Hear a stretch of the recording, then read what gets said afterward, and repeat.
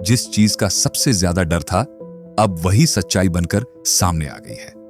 Ahmedabad plane crash की शुरुआती report आ चुकी है और जो बातें अब निकल कर आई हैं, वो अंदर तक हिला देती हैं। 12 जून 2025 की दोपहर थी। वक्त था करीब 12:30।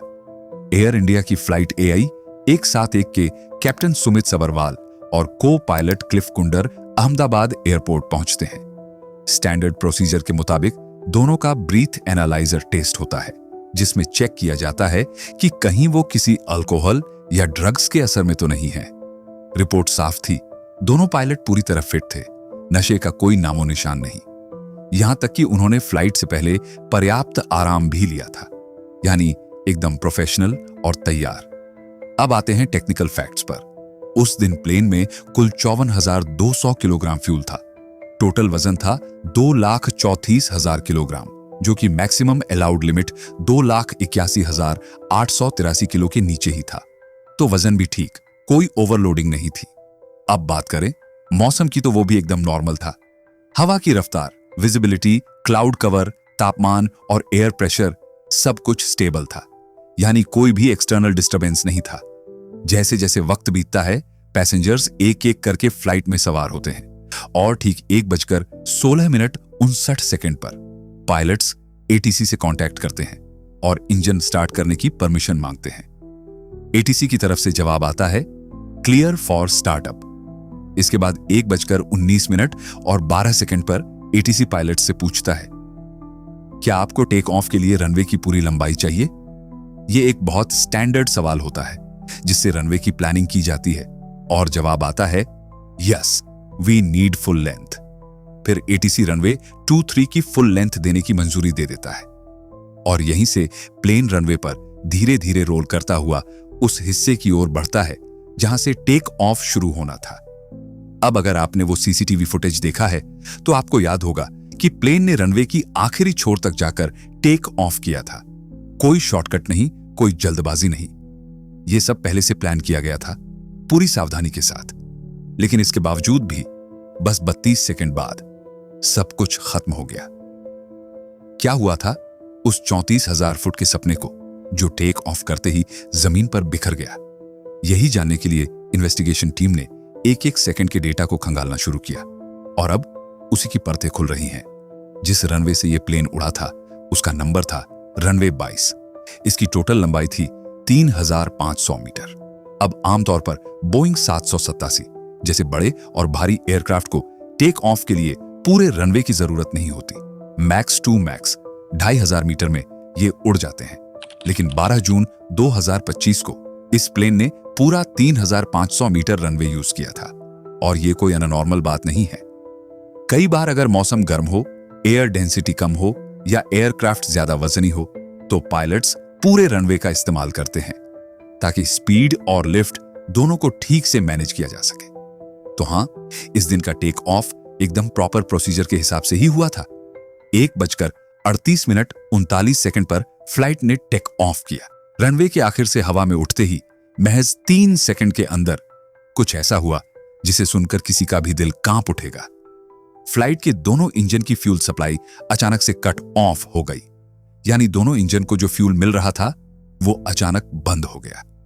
सबसे डरावनी बात यह थी कि दोनों इंजन सिर्फ 1 सेकंड के गैप में बंद हुए, पहले एक फिर तुरंत दूसरा।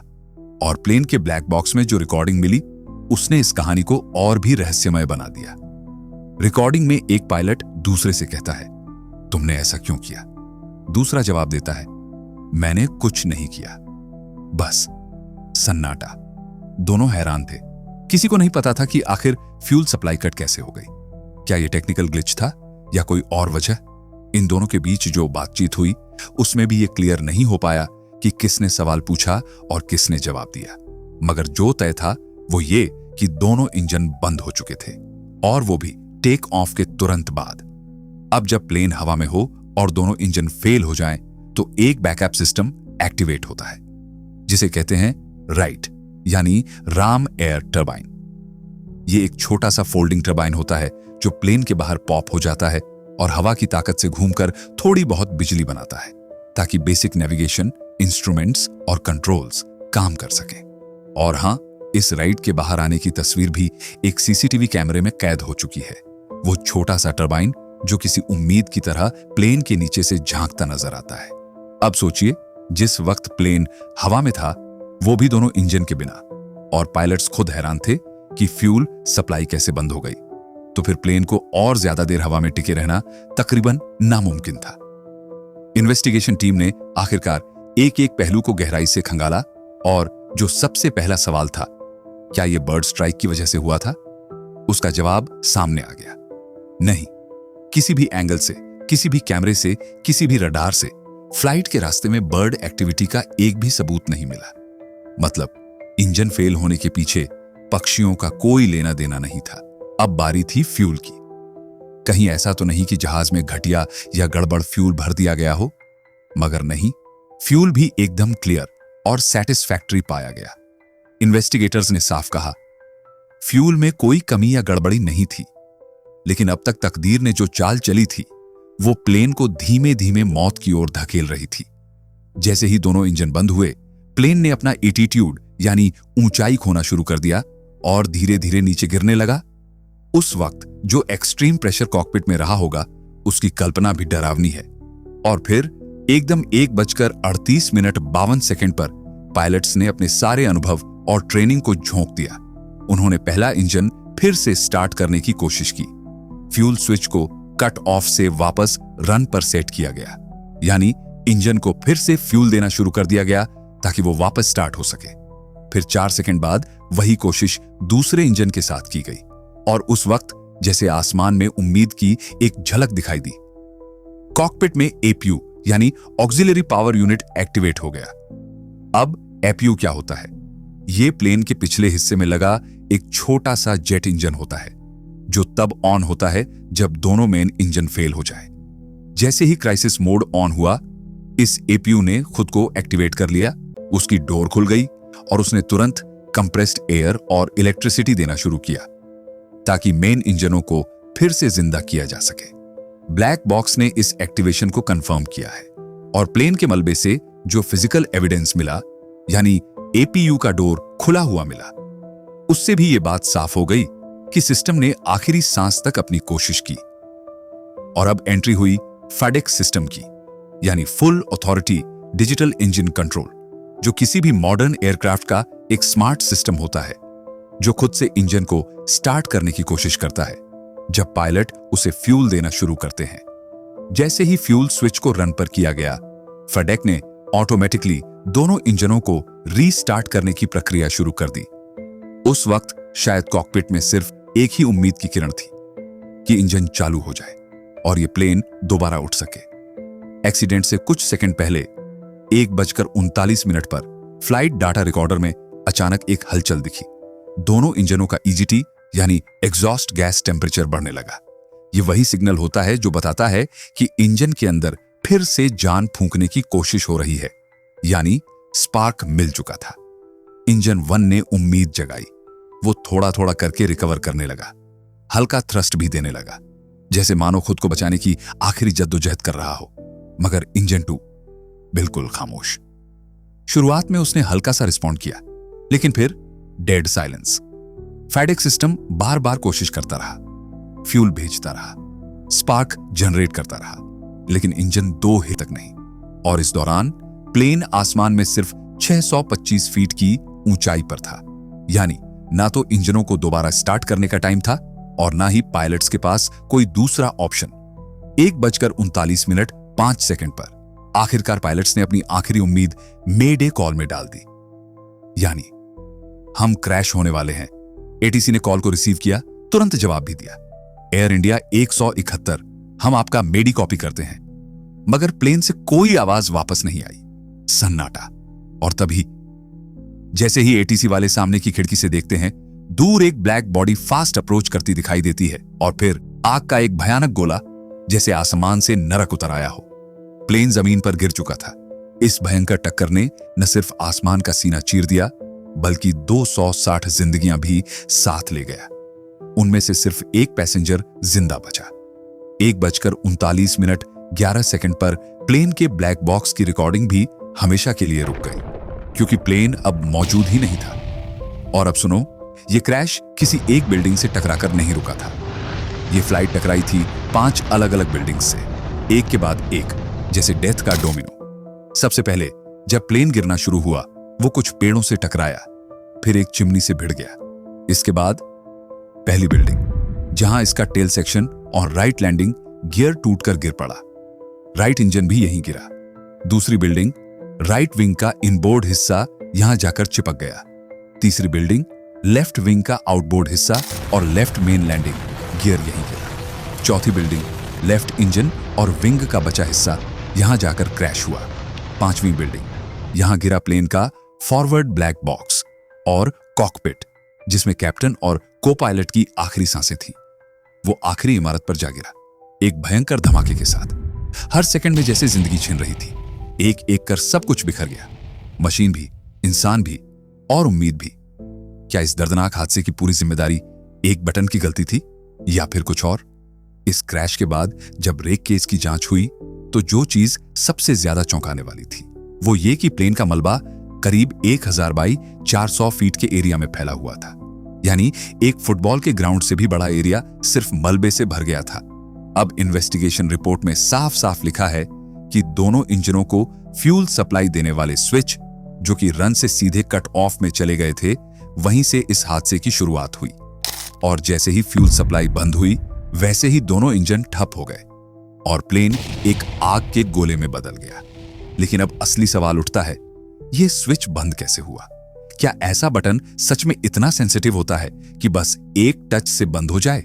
या फिर क्या पायलट से कोई ऐसी गलती हो सकती है कि दोनों स्विच एक साथ बंद हो जाएं? मतलब क्या यह सिर्फ एक फ्लिकर या हल्के टच की वजह से हुआ, या फिर यह स्विच डिजाइन ही ऐसा है कि अनजाने में भी ऑफ हो सकता है? अब तक की रिपोर्ट में यह तो बता दिया गया कि स्विच बंद हो गया था, लेकिन यह कहीं नहीं बताया गया कि आखिर बंद कैसे हुआ। और इस पर भी सबसे बड़ी बात, रिपोर्ट में Boeing, engine manufacturer, system designer, हर किसी को क्लीन चिट दे दी गई है। यहां तक कि लिखा है, मैन्युफैक्चरर्स को किसी भी तरह की करेक्टिव एक्शन की जरूरत नहीं है। अब तुम खुद सोचो, अगर इस हादसे के लिए ना तो प्लेन में कोई टेक्निकल फॉल्ट था, ना इंजन में, ना सिस्टम में, ना ही फ्यूल क्वालिटी में, तो क्या अब इनडायरेक्टली पूरी उंगली पायलट्स की तरफ घुमा दी गई है? और फिर मीडिया ने भी अपनी जिम्मेदारी से एक कदम आगे बढ़कर आग में घी डाल दिया। बीबीसी ने हेडलाइन चला दी, no force with plane, pilots cut off fuel to engines. अब एक पल के लिए चलो मान भी लें कि पायलट से ही गलती हो गई होगी, कि उन्होंने अनजाने में दोनों फ्यूल स्विच ऑफ कर दिए होंगे। तो भाई चलो एक काम करते हैं, खुद से सोचते हैं, इंडिपेंडेंट माइंड से। पहले इस स्विच को अच्छे से समझते हैं। थ्रॉटल, जो प्लेन का एक्सेलरेटर होता है, वही जिससे आप इंजन का थ्रस्ट बढ़ाते हो, उसके ठीक नीचे होते हैं ये 2 फ्यूल स्विच, एक लेफ्ट इंजन का, एक राइट इंजन का।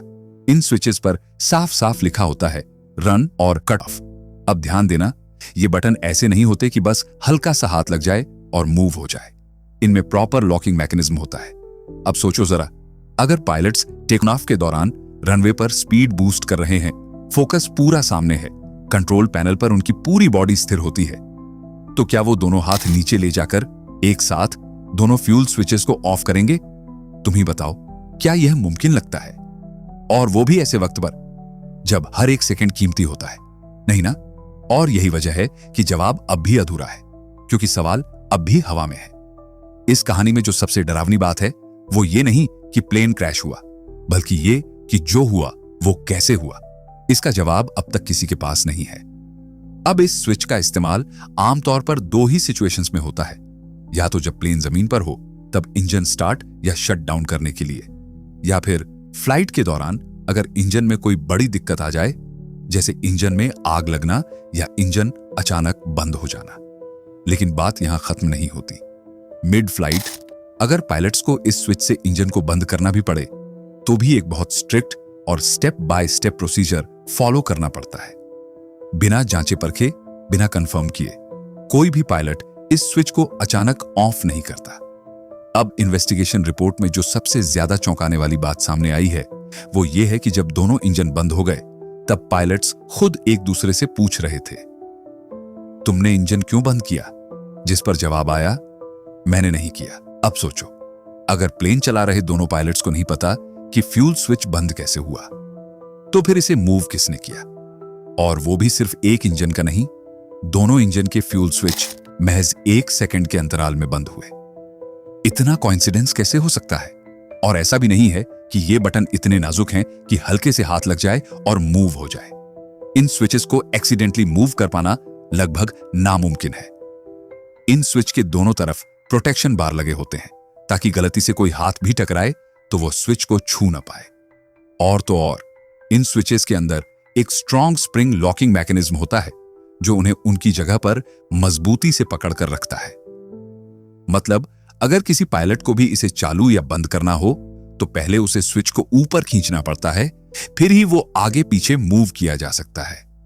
तो सवाल वही है, जब पायलट्स ने खुद इसे टच तक नहीं किया, वो गलती से भी बंद नहीं हो सकता, फिर बंद हुआ कैसे? क्या ये कोई टेक्निकल फेलियर था? अब जब रिपोर्ट की डिटेल्स देखी गई, खासकर पेज नंबर 6 पर, तो वहां पर कुछ बेहद जरूरी बातें लिखी हैं।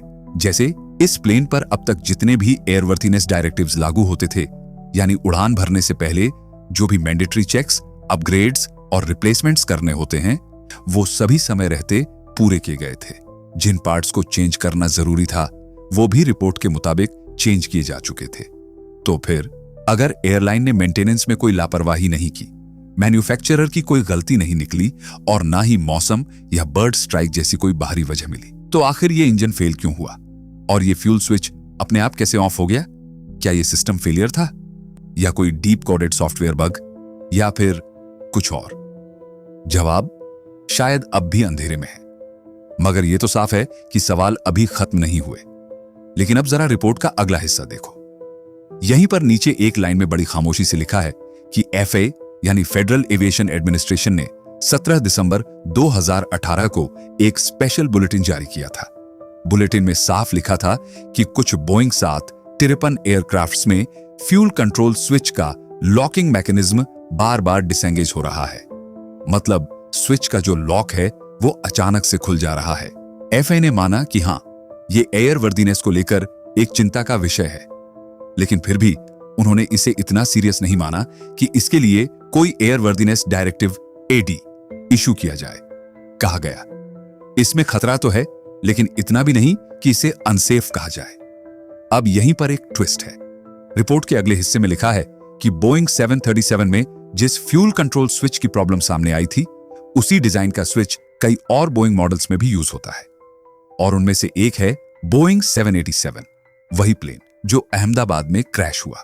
मतलब जिस बोइंग 737 के स्विच में प्रॉब्लम रिपोर्ट हुई थी, उसी डिजाइन का फ्यूल स्विच इस क्रैश हुए बोइंग 7887 में भी लगा हुआ था। अब रिपोर्ट ये कहती है कि एयर इंडिया ने इस फ्लाइट 71 में उस स्विच को चेक नहीं किया। क्यों? क्योंकि FAA ने ही कहा था कि यह सीरियस नहीं है।